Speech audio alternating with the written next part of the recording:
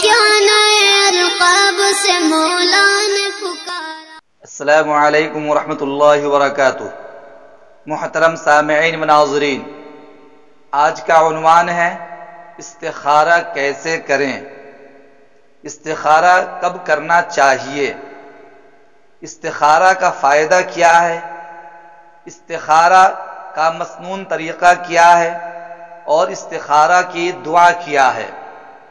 یاد رکھیے، جب کسی شخص کو کوئی اہم معاملہ درپیش ہو، مثلا کہیں رشتے نکاح ہو رہا ہو اور وہ خلجان کا شکار ہو، کاروبار شروع کرنا چاہتا ہو، خلجان کا شکار ہو، دکانداری شروع کرنا چاہتا ہو لیکن وہ تردد میں پڑا ہوا ہو، کسی کو اپنا پارٹنر بنانا چاہتا ہو کاروبار میں، تردد کا شکار ہو۔ جب بھی کسی شخص کو کوئی اہم معاملہ درپیش ہو اور وہ یہ طے نہ کر پا رہا ہو کہ اس کو اختیار کرنا بہتر رہے گا یا نہیں، تو اسے چاہیے کہ استخارہ کرے، غور و فکر کرے، کیونکہ استخارہ کی بڑی اہمیت ہے۔ سرکار دو عالم صلی اللہ علیہ وسلم نے ارشاد فرمایا، ما خاب من استخارہ، جو شخص اپنے معاملات میں استخارہ کرتا ہو وہ کبھی ناکام نہیں ہوگا، اور جو شخص اپنے کاموں میں مشورہ کرتا ہو کبھی نادم و پشیماں نہیں ہوگا۔ لہذا انسان کو چاہیے کہ استخارہ کرے۔ استخارہ کے معنی خیر طلب کرنے کے آتے ہیں، یعنی استخارہ کے ذریعہ بندہ خدا سے یہ دعا کرتا ہے کہ میں جو کچھ کروں اس کے اندر خیر ہو، اور جو کچھ میرے لیے خیر نہ ہو وہ کرنے ہی نہ دیجیے۔ اب نماز استخارہ کی اہمیت و فضیلت سمجھیے۔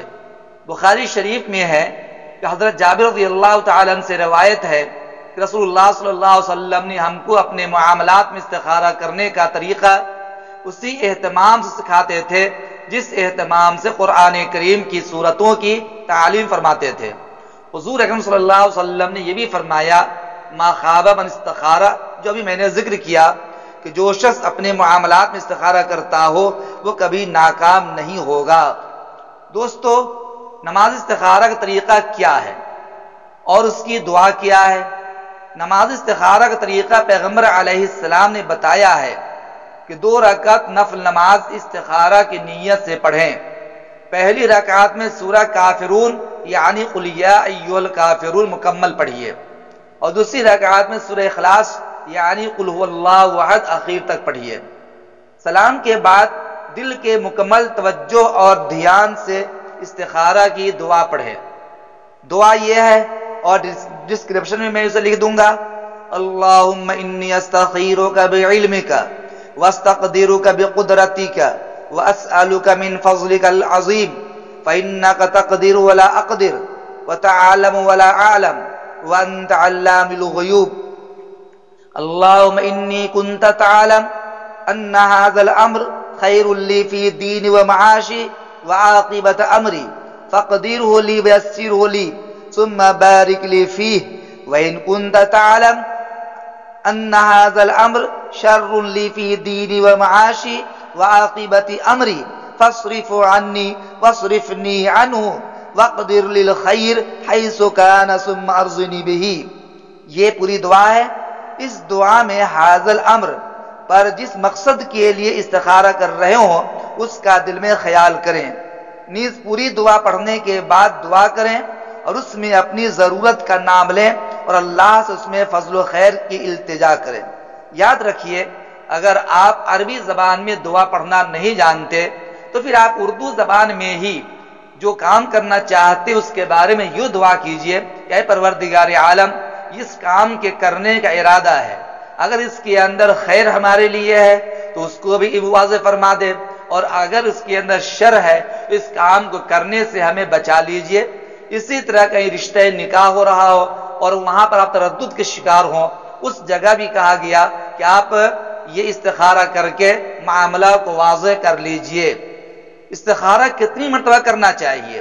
بہتر ہے کہ استخارہ 7 دن کیا جائے، اور اگر 7 دن میں بھی کسی ایک جانب رجحان نہ ہو تو مسلسل استخارہ کرتے رہنا چاہیے۔ بعض مشائخ نے لکھا ہے کہ استخارہ کی دعا پڑھ کر قبلہ رخ باوضو ہو جائے۔ اگر خواب میں سفید یا سبز رنگ نظر آئے تو سمجھ لے کہ اس کام میں خیر ہے، اور اگر کالی یا سرخ چیز دکھائی دے تو سمجھ لے کہ یہ کام بہتر نہیں ہے، اس سے بچنا چاہیے۔ لیکن یہ محض تخمینی چیز ہے، اصل مدار دل کے رجحان پر ہے۔ استخارہ کرنے کے بعد آپ کا دل کیا گواہی دے رہا ہے، اس کام کے کرنے کی گواہی دے رہا ہو تو اس کام کو کیجئے، اور اگر دل آپ کا اس کی طرف مائل نہ ہو تو اس کام کے اختیار مت کیجئے۔ استخارہ کے بعد آدمی اپنے دلی رجحان کو دیکھے، جس جانب دل مائل ہو انشاءاللہ اسی میں خیر ہوگی، خوابوں پر اصل مدار نہیں ہے۔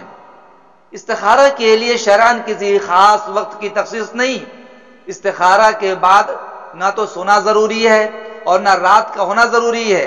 مثلاً ظہر کے وقت 2 رکعت نفل نماز پڑھ کر دعائے مسنونہ پڑھ لیں اور تھوڑی دیر قلب کی طرف متوجہ ہو کر بیٹھ جائیں۔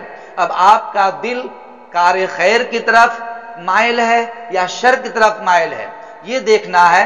اگر خیر کی طرف رجحان ہے تو اس کام کو اختیار کر لیجئے، اور اگر اس میں آپ کو شر نظر آ رہا ہو تو اس کام کو آپ چھوڑ دیجئے۔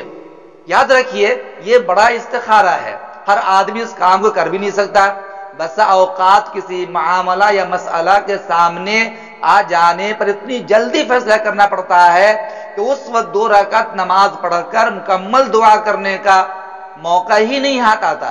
ایسے موقع پر حضور اکرم صلی اللہ علیہ وسلم نے اللہ تعالیٰ سے مدد چاہنے اور اس کی طرف توجہ دھیان کرنے کی آسان و مختصر دعا کی تعلیم فرما کر آسانی فرما دی۔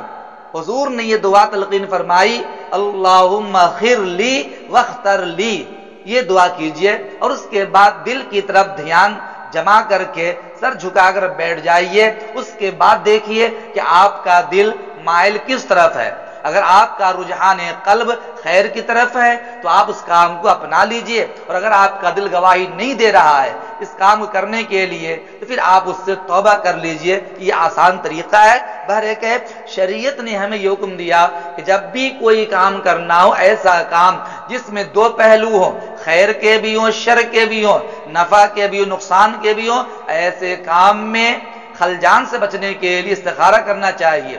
لیکن جس کام میں خیر ہی خیر ہو، نماز پڑھنا، روزہ رکھنا، حج کرنا، غریبوں کی مدد کرنا، مساجد بنانا اور اسی طریقے سے رفاع عام میں خرچ کرنا، تو ایسے کام کے لیے استخارہ نہیں کیا جاتا، کیونکہ اس میں خیر ہی خیر ہوتا ہے، شر نہیں ہوتا۔